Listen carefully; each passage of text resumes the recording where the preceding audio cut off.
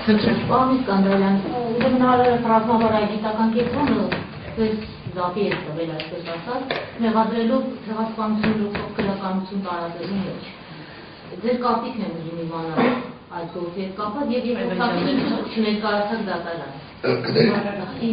Երկրորդին ինչու դատարան դուք չներկայացաք, երեք եւ առաջ օրը այդ դատը ընթանում էր։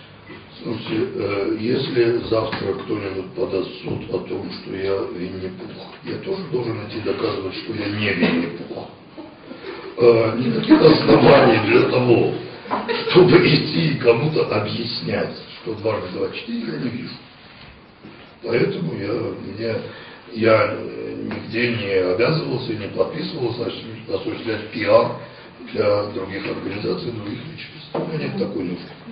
Что касается сути, так сказать, дела, юридическую суть дела я комментировать не могу, я не юрист. В суде был наш адвокат, и суд удовлетворил его ходатайство. Да? Я могу,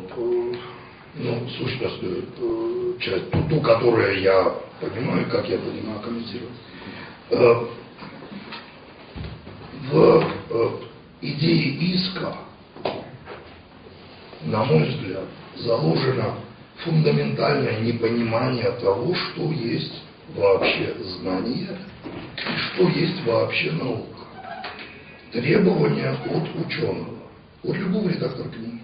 чтобы он был согласен со всеми авторами. Требования, на мой взгляд, абсолютно бессмысленные. В этой книге 12 статей. Там была статья Карабах, есть статья карабахского ученого, есть статья азербайджанских ученых, есть статья грузинских, абхазских, осетинских, турецких. Я не могу быть с ними со всеми согласен по определению. Если я согласен с карабахцем, каким образом я могу быть согласен с азербайджанцем?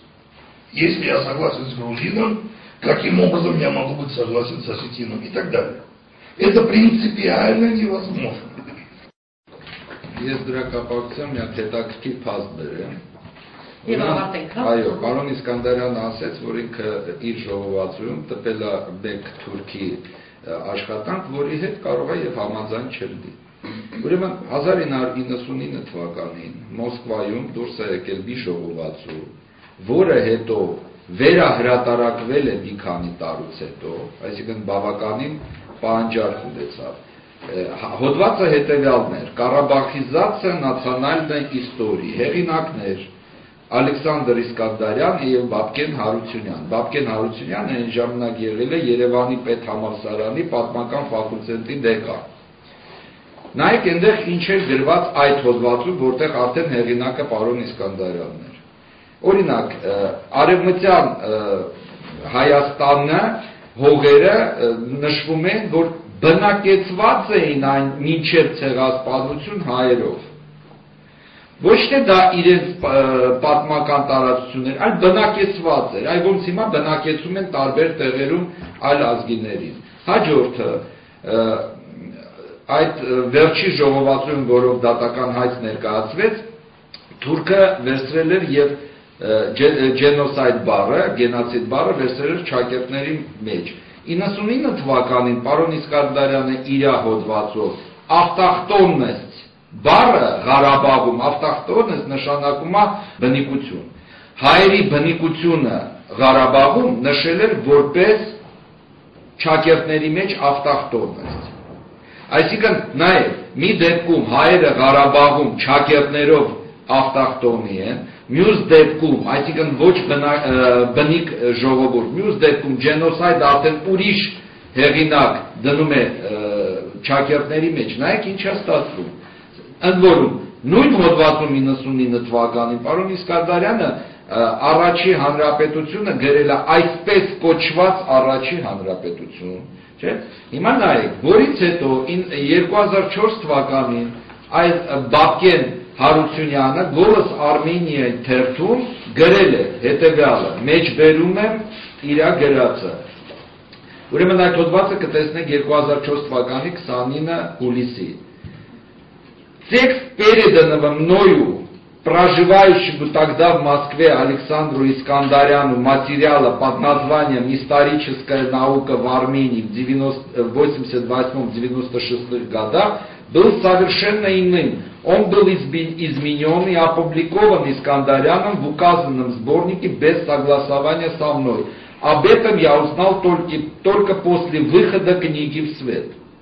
Տեսնում եք ինչ նորություններ։ Իր համար ինձ որ մի հատ հարց կա, պարոն Իսկանդարյան, եթե Արարատ ռազմագիտական կենտրոնի հայցի մեջ դուք ասում եք ձեր դիրքորոշումը այնպիսին է, որ ես չեմ գրել, ես հնարություն եմ տվել տարբեր կարծիքներ անել,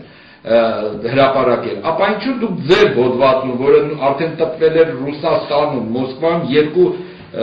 անգամ, ինչու եք դուք բնիկությունը ճակերտների մեջ գրում, ինչու եք դուք ասում այսպես կոչված առաջի հանրապետություն հայկական, ինչու՞մն է բանը, հետևաբար ես կարծում եմ, որ դա ուղղակի գիծ է, որը ոչ